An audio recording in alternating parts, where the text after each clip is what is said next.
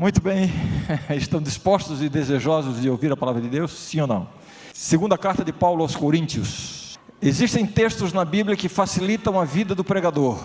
Aqueles de vocês que são pregadores sabem disso. Alguns textos nós abrimos e lemos e o próprio texto já é o sermão pronto. A mensagem está ali já explícita. Por outro lado, há textos na Bíblia que dificultam um pouco a vida do pregador. É o que eu chamo, e o que muitos chamam de textos difíceis, né? Ou textos com muitas informações elaboradas. Esse texto aqui é um deles. O texto diz assim: tendo pois tal esperança, servimos-nos de muita ousadia no falar, e não somos como Moisés, que punha véu sobre a face, para que os filhos de Israel não atentassem na terminação do que se desvanecia. Vocês se lembram do véu que Moisés punha na face? Quando Moisés tinha um encontro com Deus no Sinai, e Moisés saía da presença de Deus com o seu rosto, refletindo a glória de Deus, e aquilo era insuportável para as pessoas, e então Moisés colocava um véu. Aqui há um sentido literal neste fato, neste véu que era posto, mas aí Paulo mostra que este fato tem também um sentido espiritual, e é disso que ele vai falar agora. Mas os sentidos deles se embotaram, pois até ao dia de hoje, quando fazem a leitura da antiga aliança, o mesmo véu permanece, não lhe sendo revelado que em Cristo é removido. Então o véu que Moisés usava agora no sentido espiritual, os judeus mesmo depois de Jesus ter vindo, ter vivido, morrido, ressuscitado, assunto ao céu, depois de tudo isso, muitos judeus ainda não tinham conseguido discernir que Jesus era o cumprimento de todas aquelas profecias. Ou seja, eles ainda olhavam Moisés, o que Moisés escreveu, agora já não mais de forma literal e sim espiritual. Eles olhavam para Moisés e ainda viam um véu, ainda não tinham uma visão plena. Mas até hoje, quando é lido Moisés, o véu está posto sobre o coração deles. Não conseguiam ver em Cristo, a realização de tudo aquilo que foi escrito. Quando, porém, algum deles se converte ao Senhor, o véu lhe é retirado. Aí se tem uma percepção clara da pessoa de Cristo. Ora, o Senhor é o Espírito, e onde está o Espírito do Senhor, aí há liberdade.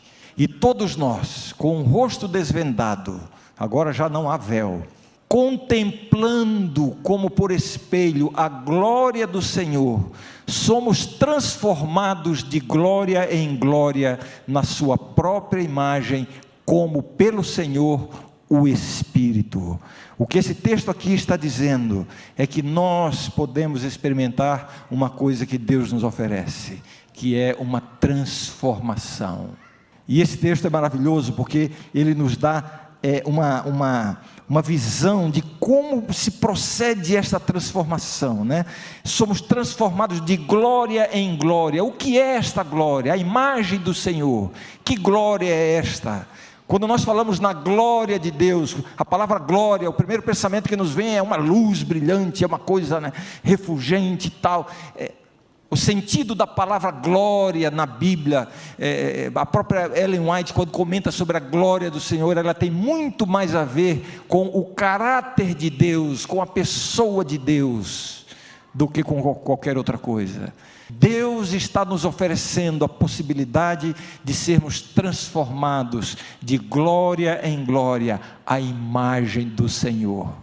O grande propósito da religião bíblica não é estarmos num clube religioso, tudo tem o seu lugar, a igreja tem o seu lugar, as atividades, os ritos da igreja têm o seu lugar, são bíblicos, a missão da igreja, tudo tem o seu lugar devidamente defendido e apresentado pela Bíblia, mas o propósito final de tudo, tanto dos que já estamos na igreja, quanto daqueles que serão alcançados pela missão da igreja, o propósito não é outra coisa, senão fazer-nos mais parecidos, mais semelhantes a Cristo. Como acontece essa transformação? Então, vamos lá. 4 elementos que promovem a transformação. Primeiro, há um modelo. Segundo, há um método. Terceiro, há um processo. Quarto, há um poder. Vamos entender isso no texto, eu não estou inventando nada, isso está no texto, verso 18. Há um modelo, qual é o modelo? O modelo é a glória do Senhor, ou seja, o caráter de Cristo. O nosso modelo é Jesus Cristo. O nosso objetivo, a nossa intenção, o nosso sonho, a nossa aspiração em nossa vida cristã não deve ser outra coisa senão refletir o modelo é Cristo, ser mais parecido com Cristo. O que mais me impressiona em Cristo, o que mais me impressiona em Cristo, era a maneira como Ele tratava as pessoas, especialmente os mais pecadores. Isto revela muito da pessoa de Cristo, o modelo Jesus Cristo, ser semelhante a Cristo. Isso não significa buscar, não é, e lutar e ficar obcecado por uma santidade absoluta aqui neste mundo. Ser semelhante não significa lançar-nos numa obsessão que vai gerar mais culpa do que crescimento espiritual, entende? Não é isso, mas é buscar imitar a Cristo na sua maneira de ser, na sua maneira de tratar as pessoas, na sua maneira de reagir, na sua maneira de ter comunhão com o Pai. O modelo é Cristo. Então, nesse processo de transformação, eu falei de 4 pontos. Quais são os 4 pontos? Há um modelo. Qual é o segundo ponto? Há um método. E qual é o método? Verso 18, né? E todos nós, com o rosto desvendado, contemplando como por espelho a glória do Senhor. Contemplar. Contemplar a quem? Contemplar a quem? Eu vou contemplar o irmão fulano de tal, vê só que homem santo. Ou eu vou contemplar o pastor fulano de tal, este homem é um homem de Deus. Já digo, não façam isso comigo, por favor. O modelo não são as pessoas, o modelo é Cristo. E o método de transformação não é outro, senão o quê? Contemplar a Cristo, olhar a Cristo. Nós nos tornamos semelhantes a quem nós mais contemplamos. Então, o método de Deus para o nosso crescimento espiritual, qual é, irmãos? Qual é? Contemplar a Cristo. Muito cuidado quando nós deixamos de olhar a Cristo para olhar para as pessoas. O nosso modelo é Cristo. Então, cuidado para não ir para esse extremo de contemplar demasiadamente ao ser humano. E o outro extremo, sabe qual é? É aquele que já se acha santo e passa a contemplar os demais para condenar-lhes os pecados. São os cuidadores da igreja, os cuidadores da igreja. Não quero dizer que não tenhamos uma missão de cuidar da igreja, mas cuidado para você não querer assumir o papel de Deus ao cuidar da igreja. Os cuidadores da igreja são aqueles que estão prontos a condenar, a menosprezar, a excluir os mais pecadores, os diferentes, os mais fracos, os mais débeis. São os grandes cuidadores da igreja. E eu já digo uma coisa para você: se você pensa que cuidar da igreja significa livrar-se dos pecadores, você entendeu o evangelho pelo avesso. Cuidar da igreja consiste exatamente em cuidar dos pecadores. Você vai ver na Bíblia que a instituição é divina, foi estabelecida por Deus, mas para servir o homem. Isso é explícito quando Jesus disse: o homem não foi feito por causa do sábado, mas o sábado foi feito por causa do homem. Eu parafrasearia: a instituição foi feita por causa do ser humano, e não ao contrário. A nossa proteção e o nosso cuidado estão em função do ser humano, especialmente dos mais débeis dentre nós. E se a sua tendência é assumir a postura de cuidador da igreja e ficar observando muito os pecados dos outros, se lembrem do processo mental. Nós nos tornamos semelhantes àquilo que mais contemplamos. E os especialistas, eu não sou psicólogo, sou um estudioso da psicologia, mas não sou psicólogo, mas já entendi há muito tempo, um processo mental que ocorre, que é o seguinte: nós apontamos nos outros aquilo que mais nos envergonha em nós mesmos. Se você é tão santo que a sua família se sente incomodada com a sua presença, se você é tão santo que os pecadores em sua presença se sentem incômodos, então eu já digo, a sua santidade não parece nada com a santidade de Jesus.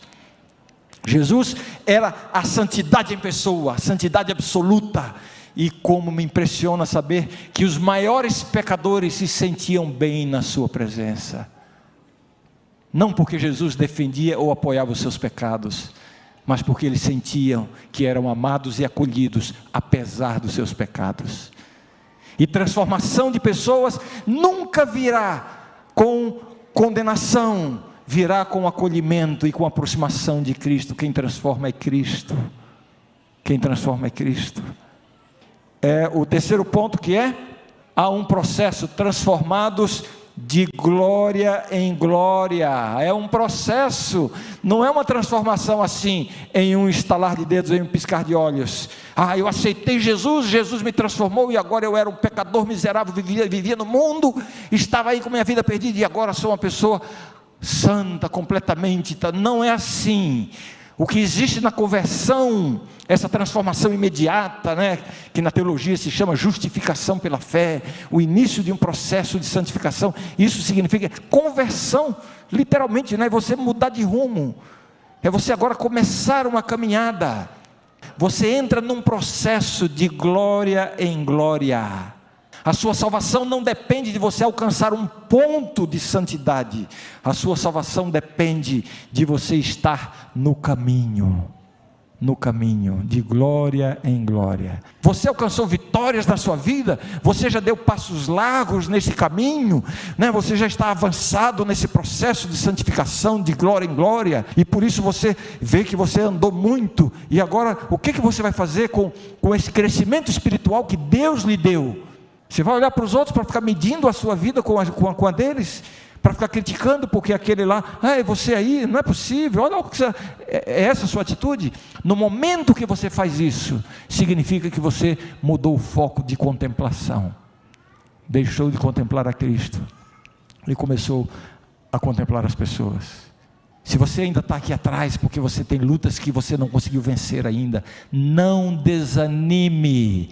O Evangelho consiste no seguinte: a sua salvação não depende de você ter alcançado este nível, a sua salvação depende de você estar no caminho.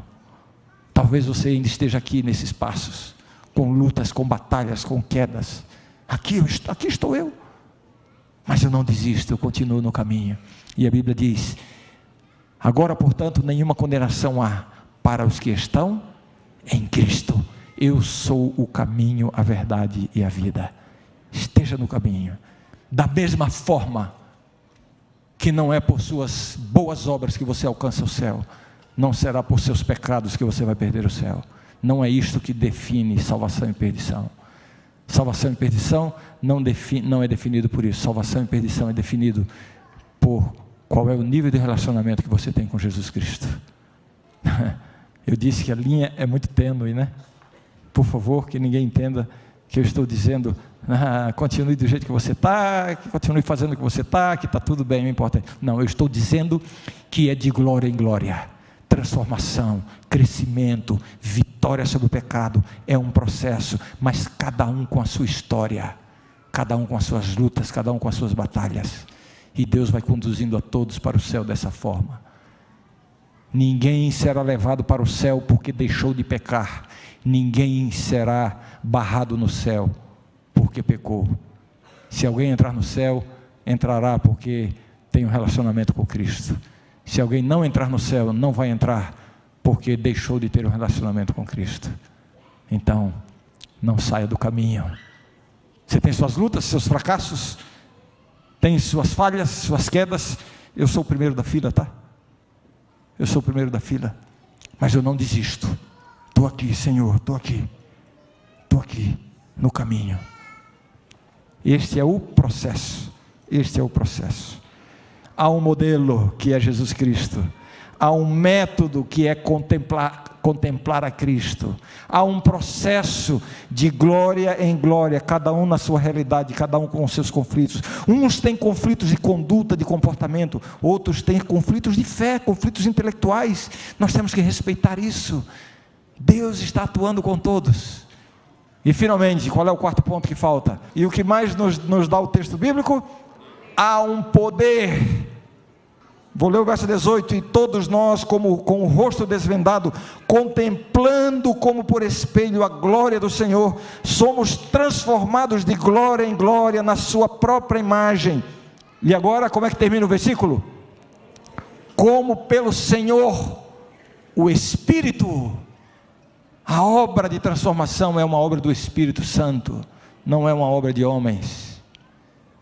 O poder que transforma é o poder do Espírito Santo. Cuidado para não confundir as vitórias humanas com as vitórias de Deus. As vitórias humanas são as vitórias que são alcançadas com, pelo menos com parte do esforço humano. As vitórias de Deus são aquelas que são alcançadas plenamente por Deus. Existe o esforço humano ou não existe? Mas as grandes vitórias de Deus, elas não vêm como resultado do esforço humano. Elas vêm como resultado da transformação que Deus opera na sua vida. Nossas mais duras batalhas com Deus não devem ser para que Deus transforme as circunstâncias da nossa vida, senão que Ele transforme o que está por dentro. E a partir daí, as circunstâncias mudam. É a primeira coisa com a qual eu quero terminar. E a segunda coisa, reforçando um dos itens que eu mencionei aqui, a principal atividade da vida cristã, todo mundo me ouvindo, né? A principal atividade da vida cristã deve ser contemplar mais a Cristo, mais tempo com Cristo. E como isso? Como isso? A receita que Deus já estabeleceu: mais oração, mais tempo com a palavra de Deus. Se o poder é o poder do Espírito, lembre-se que a ferramenta do Espírito, o instrumento do Espírito, é a palavra. Em dois sentidos: tanto porque foi produzida pelo Espírito, como é o instrumento usado pelo Espírito para que possamos contemplar a Cristo nas páginas da Bíblia. Mais tempo com a palavra, mais tempo. Leia mais os evangelhos, leia mais tudo. A Bíblia, Jesus está em cada página da Bíblia. Mais tempo com a Bíblia. Eu quero conhecer mais a Cristo. Eu quero estar mais tempo com Cristo. Eu quero ir a Cristo a cada dia, porque é nessa contemplação que o Espírito opera a transformação. Então eu não poderia terminar meu sermão de hoje a não ser dizendo: vem para Jesus.